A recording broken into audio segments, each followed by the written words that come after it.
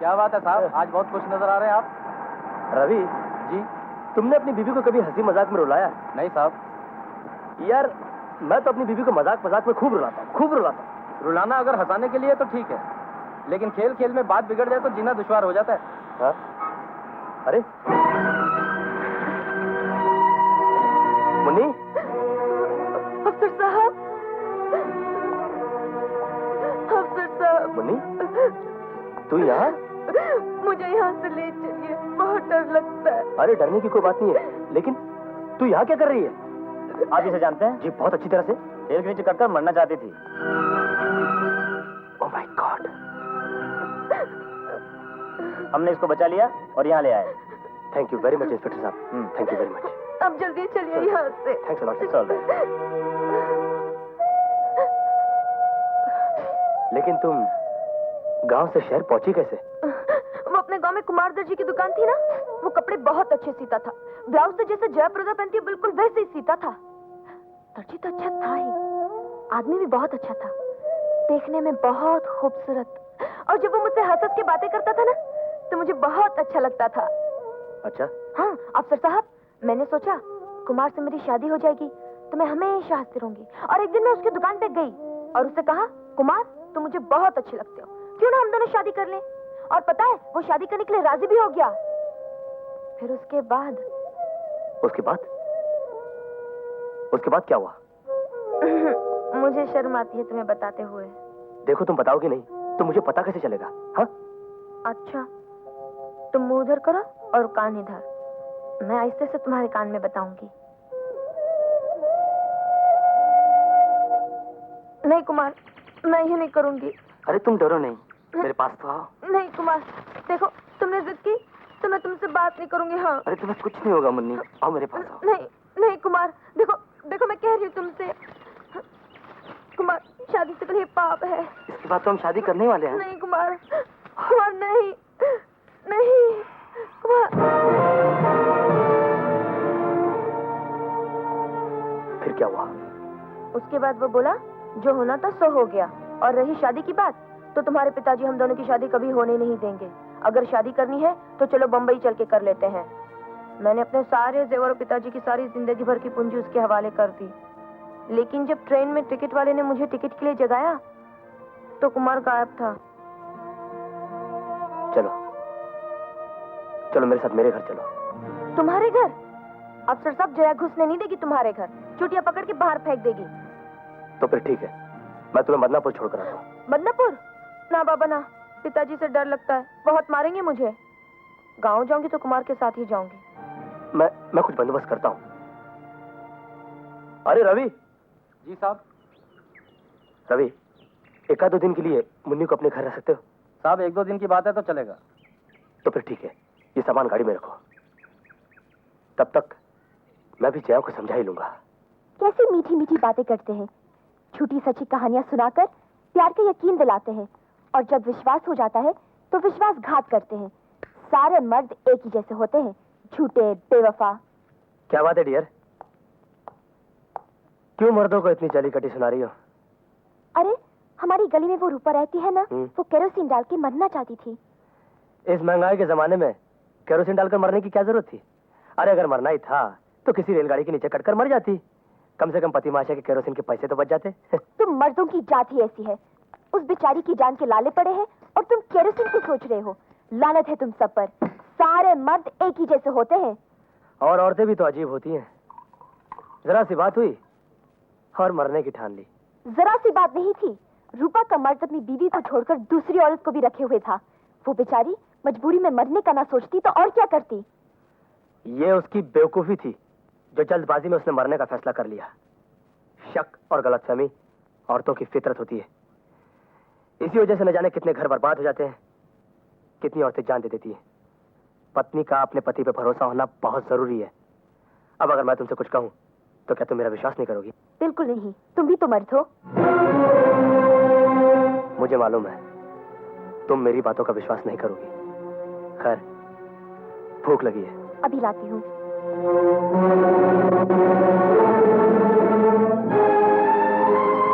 अभी इसे मुन्नी के बारे में बताना ठीक नहीं है। कहाँ तक पढ़ी हो?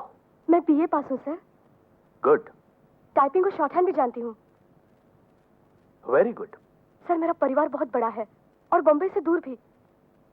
इस शहर में मैं अकेली हूँ और परिवार की सारी जिम्मेदारियां मुझ पर हैं। देखो, अपनी राम कहानी सुनाने से तुम्हें नौकरी नहीं मिलेगी। मैं जो सवाल पूछ रहा हूं उसका ठीक ठीक जवाब दो। Okay? Okay sir. Sit down. Thank you sir. You see, अगर तुम्हारे साथ कोई बदतमीजी से पेश आए तो तुम क्या करोगी? अगर गलती छोटी हो तो माफ कर दूंगी। और अगर बड़ी हो तो? वार्निंग दूंगी। वार्निंग दोगी। और अगर उससे बड़ी हो तो? सजा दूंगी। समझ लो वो माफी मांगता है, पांव पकड़ता है, गिड़गिड़ाता है, तब तुम क्या करोगी? पता नहीं, हो सकता है माफ कर दूं। करेक्ट। यू सी, तुम जैसे लोग अपना और अपने घर वालों का पेट भर सकते हैं, कहीं भी जी सकते हैं, कुछ भी कर सकते हैं। सर हाथ हटा लीजिए प्लीज। हाथ हटाइए। No, you are appointed. Kadar, Raghu, John. Yes sir. नौकरी मांगने वाली इस लड़की ने मेरे साथ क्या सलूक किया आप लोग जानते हैं? इसने मेरे मुंह पर जोरदार थप्पड़ रसीद कर दिया। क्या? हाँ, इसमें परेशान होने की जरूरत नहीं है। आप लोग नहीं जानते कि मैंने इसके साथ क्या बर्ताव किया। मैंने इसके साथ बदतमीजी की, इसके कंधे पर हाथ रखा तो इसने मुझे थप्पड़ मारा। But she is right, absolutely right. I like her character. लेकिन इस बेचारी को क्या मालूम कि मैं तो एक पत्नीव्रता इंसान हूं। गैर औरत को हाथ लगाना तो क्या, बुरी नजर से देखना भी पाप समझता हूं। इसको नहीं मालूम कि यह ड्रामा इसका एक इम्तिहान था। जो आदमी जानबूझकर गलती करता है वो दुनिया का सबसे जलील इंसान है, लेकिन जिससे अनजाने में गलती हो जाए वो तो बेकसूर है। अथर्ववेद के 18वें अध्याय के 18वें श्लोक में इस बात का जिक्र है। मुझे माफ कर दीजिए सर। अरे नहीं, माफी मत मांगो। तुम तो बेकसूर हो क्योंकि तुमसे अनजाने में गलती हुई है। और फिर नौकरी में तुम्हें थोड़ा तुम्हारे कैरेक्टर को दे रहा हूं। मुझे यकीन है कि मेरे कारोबार की भी तुम अपने कैरेक्टर की तरह हिफाजत करोगी। कादर, मैडम का मेरे गेस्ट हाउस में रहने का इंतजाम करो। तुम कल से काम पर आ सकती हो। God bless you. जाओ। Thank you very much sir.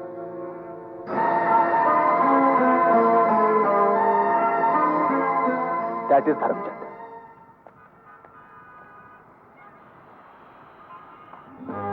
वो वाला, वो नहीं, उस तरफ। अरे नहीं बाबा, काले के पास।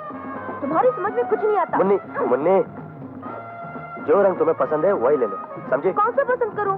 ये नीला, पीला, लाल, ये कुछ समझ में नहीं आता। क्यों? तुम तो रोज कपड़े बेचते हो, तुम्हें कौन सा अच्छा लगता है? लाशा की तो सभी कपड़े अच्छे होते हैं बहन जी। तुमको कुछ नहीं मालूम। मुन्नी, तुमको कोई रंगीन कपड़ा पसंद नहीं आ रहा है तो ये सफेद ही ले लो। अफसर साहब, तुम तो बिल्कुल बेवकूफ हो। इतना भी नहीं जानते कि सफेद कपड़े तो मरने पर पहने जाते हैं। देखो, तुमको जो अच्छा लगता है वो दे दो, मैं दूसरा देखती हूँ। सुनो, तुम कुमार को जानते हो? कौन सा कुमार? अरे वही टेलर कुमार। वो तो यही है। यही है, तो ब्लाउज से कहना उसकी पत्नी आई है। कुमार? वो कुमार तेरी घरवाली आई है। अफसर साहब, ये तो कमाल हो गया, कुमार यही है। अच्छा, कहाँ है? घर में रात भर लफड़ा करती रहती है और अब यहाँ क्या करती है? यू रास्कल, तो तू ये आ? नहीं, अफसर साहब, ये वो कुमार नहीं है। हाँ, मैं कुमार नहीं हूँ भाई साहब, मैं राजकुमार हूँ। ये तो कोई मेले में जेब काटने वाला लगता है। हाँ। चलो चलते हैं। Sorry gentleman. ठीक है। जल्दी करो ना।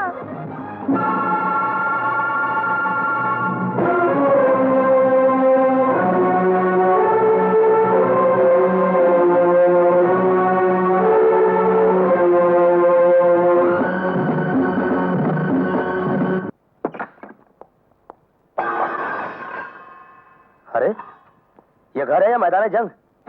मुन्नी कहाँ है? मुन्नी? कौन मुन्नी? बनो मत, कहाँ है वो और कब आई यहाँ? जया, मैं जो पूछ रही हूँ उसका जवाब दो। 5 दिन हो गए उसे यहाँ आए। आजकल खारदांडा रोड पे रहती है। पहले क्यों नहीं बताया तुमने मुझे? तुम मुझ पर यकीन नहीं करती इसलिए। अगर तुम कसूरवार नहीं हो तो डर क्यों रहे हो? कसूर मेरा नहीं बल्कि तुम्हारा है। जिस दिन वो मुझे मिली थी मैं उसी दिन तुम्हें सब कुछ बता देना चाहता था, लेकिन तुम मेरी कोई बात मानने को तैयार नहीं थी। अरे मैं तो उसे यहाँ ला रहा था, लेकिन वो तुम्हारी आदत अच्छी तरह से जानती है। उसने साफ इनकार कर दिया यहाँ आने से। तुम्हारे गांव का कुमार टेलर उसे बहकाकर घर से भगा लाया और उसका रुपया और जेवर लेकर भाग गया। बेचारी मुसीबत में थी, मैंने उसकी मदद कर दी, और कोई मेरा मतलब नहीं उससे।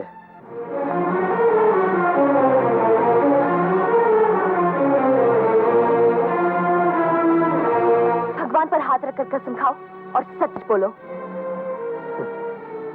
जया, अगर तुम ये समझ रही हो कि मैं तुम्हें धोखा दे रहा हूं, फिर तो मैं भगवान को भी धोखा दे सकता हूं। कुछ भी हो, मैं भगवान पर विश्वास रखती हूँ और तुम भगवान की कसम खाकर सच बताओ। जया, मुझे तुमसे ज्यादा किसी पर विश्वास नहीं, और ना ही तुमसे ज्यादा किसी से प्यार है मुझे। मैं तुम्हारे सर पर हाथ रख के कहता हूँ, मैंने जो कहा है सच कहा है, मेरा विश्वास करो। हाँ अमर, मैं सीधी सादी हूँ ना, इसलिए पहले तुमसे असलियत जाननी चाहिए। कोई दूसरी औरत होती तो अब तक फांसी लगा चुकी होती। पगली, लेकिन अब तुम उन्हीं के चक्कर में मत पड़ो, उसे फौरन गाँव भिजवा दो। जया, तुम जैसा कहोगी वैसा ही होगा। मैं कल उसे गांव भेज दूंगा। खाओ मेरी कसम। अरे भाई, तुम्हारी कसम, कसम बनाने वाले की कसम। बहुत भूख लगी, चलिए से खाना बनाता हूँ। आओ। जाते वक्त रुपए कैश बॉक्स में रखे थे और बाहर से ताला लगा कर गई थी। अच्छी तरह से याद करो कि रुपए कैश बॉक्स में रखे थे या कहीं और। जी नहीं सर, कैश बॉक्स में ही रखे थे, और देखिए चाबियां भी मेरे पास है। रुपया कैश बॉक्स में रखा था, चाबियां तुम्हारे पास थी, लेकिन फिर भी रुपया गायब है। देखो कमला, मेरे लिए 25,000 रुपया बहुत बड़ी रकम नहीं है, लेकिन फिर भी यू अंडरस्टैंड, मैं सर, ये सब ड्रामा है। इसे अच्छी तरह मालूम था कि वो रुपया अकाउंट का नहीं था, इसलिए इसने ऐसा किया। आप पुलिस में रिपोर्ट दर्ज करा दीजिए, वो लोग अपने आप मालूम कर लेंगे। नहीं कादर भाई, मैं एक इंसान ही नहीं, एक संस्था भी हूं, और इस संस्था के ऊपर बहुत से लोगों की जिंदगी की जिम्मेदारियां हैं। मैं जल्दबाजी नहीं करना चाहता। एक इंसान होने के नाते और एक इंसानी जज्बे के तहत मैं अकेले में इससे कुछ सवाल करना चाहता हूं। आप जरा बाहर जाइए। ठीक है सर। क्या तुम्हें रुपयों की बहुत जरूरत है? कोई बात नहीं, आहिस्ता आहिस्ता चुका देना। सर, आप ही मुझे गलत समझ रहे हैं। मैं सच कह रही सर, वो रुपए मैंने नहीं लिए। अब बताओ रुपए कहाँ हैं? मैं सच कह रही हूँ सर, मुझे कुछ नहीं मालूम। ओके। किसे फोन कर रहे हैं आप? मुझे तो तुम कुछ बता नहीं रही हो। सजा मिलने पर भी चुप हो। ठीक है, पुलिस तुमसे खुद ही पूछ लेगी। नहीं सर, प्लीज ऐसा मत कीजिए। आपने मुझे पुलिस के हवाले कर दिया तो मेरी जिंदगी बर्बाद हो जाएगी। हाँ, वो तो सही है। सर, मुझ पर घर भर की जिम्मेदारियां हैं। अरे वो लोग सड़क पर भीख मांगेंगे। नहीं सर, प्लीज मुझे इस मुसीबत से बचा लीजिए। सर, कोई ना कोई रास्ता निकालिए। मैं कुछ भी करने को तैयार हूँ। हाँ, गुड, वेरी गुड। मुझे रुपयों की कोई जरूरत नहीं। मैं पुलिस को फोन भी नहीं करूंगा। अब तुम्हें और तुम्हारे घर वालों को डरने की कोई जरूरत नहीं। ओके? हाँ?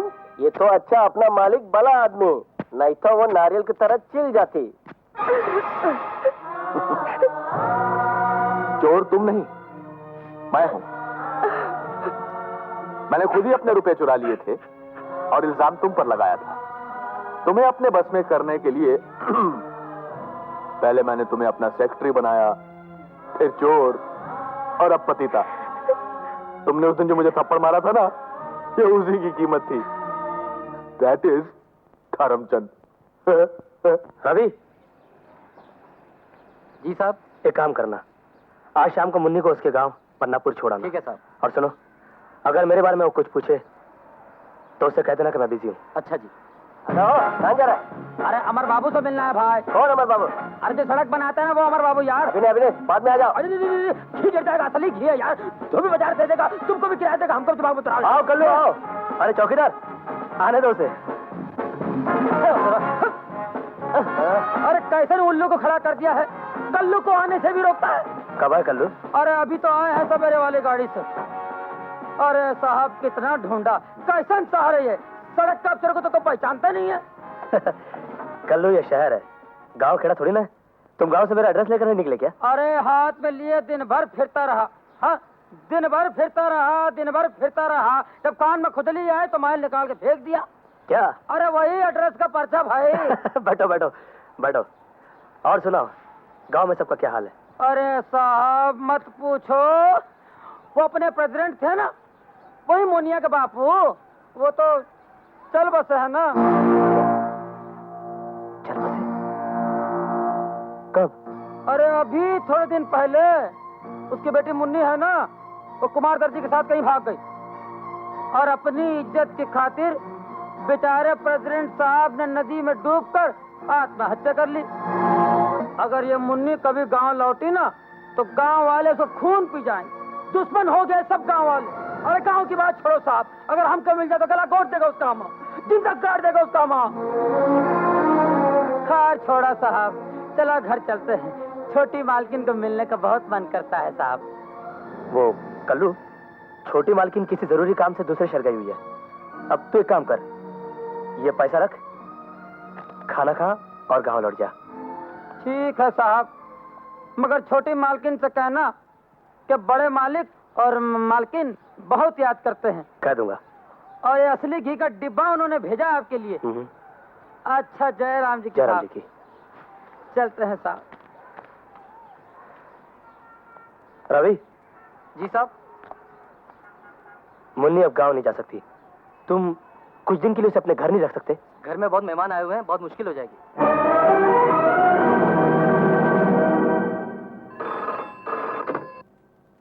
Hello Dharamchand speaking. Hello Dharamchand ji, जी मैं आपका पड़ोसी अमर बोल रहा हूँ। अरे आज हमारी याद कैसे आ गई भाई? जी दरअसल आज मुझे आपकी मदद की जरूरत पड़ गई। भाई बात मेरे बस की हुई और मैं आपके किसी काम आ सका तो मैं अपने आप को खुशकिस्मत समझूंगा। बात यह है कि मुन्नी नाम की एक लड़की जया के गांव से आई है और जया बहन को उसका आपके यहाँ रहना बिल्कुल पसंद नहीं है। वो तो उसको गांव भेजना चाहती है, यही ना? जी हाँ, लेकिन मैं उसको गांव नहीं भेजना चाहता, ये मेरी मजबूरी है। अमर बाबू, इससे पहले कि मजबूरी आपके लिए परेशानी बन जाए, आप इस मजबूरी को वहीं भेज दीजिए जहां से आई है। मगर मैं चाहता हूं कि आप उसे कुछ दिन के लिए अपने पास रख लें और किसी को बताएं नहीं। अमर बाबू, जब से मैं पैदा हुआ हूं मैंने आज तक कभी झूठ नहीं बोला, मगर अब आज आप मुझे प्लीज फॉर माय सेक। ठीक है, मैं आपकी मदद कर दूंगा, लेकिन किसी जरिए अगर ये बात आपकी बीवी तक पहुंच गई और उन्होंने मुझसे पूछा तो मैं उनसे सिर्फ सच सच कहूंगा। जी जैसा आप ठीक समझे। अब मैं आपके राज की हिफाजत करूंगा, लेकिन अपने घर की हिफाजत करना यह आपकी जिम्मेदारी है। देखिए वो आप मुझ पर छोड़ दीजिए। तो आप घर जाकर अपनी पत्नी से कह दीजिए कि मुन्नी इस शहर में तो क्या, इस पूरे देश में भी नहीं मिलेगी। बाकी मैं सब संभाल लूंगा। Thank you very much. God bless you mister Amar, over and all. सच कह रहे हो? बिल्कुल सच। भाई मैंने तो उसे साफ साफ कह दिया कि तुम्हारा यहाँ रहना मेरी पत्नी को बिल्कुल पसंद नहीं है, तुम्हें जाना ही होगा। मगर वो जाने को तैयार ही नहीं थी। बेवकूफ है, वो यहाँ करती भी क्या? यही तो मैंने उससे कहा, लेकिन वो बात मान ही नहीं रही थी। मैंने खुद उसे समझाकर ट्रेन में बैठाकर मदनापुर भेज दिया। चलो अच्छा हुआ, यहाँ रहती तो खामखा तुम्हें तंग करती। जया, तुम्हें कितनी फिक्र रहती है मेरी, हमेशा मेरे बारे में सोचती रहती हो। कितनी अच्छी हो तुम। चलो खाना तैयार है। चलो। साहब क्या बात है, तू क्यों आया? मुन्नी का सामान जीप में रह गया। सामान जीप में रहने दे, मैं पहुंचा दूंगा, तू जा। ठीक है। क्या हुआ? ड्राइवर इस वक्त क्यों आया था? क्या बताऊं, नौकरी क्या अच्छी खासी गुलामी है। दिन भर जानवरों की तरह मेहनत करते रहो और रात को भी चैन से जीने नहीं देते। बॉस ने बुलाया है। तो क्या जाना है? हाँ जाना ही पड़ेगा, फाइल जो मंगवाई उसने। मगर जल्दी आना। बस यूं गया और यूं आया।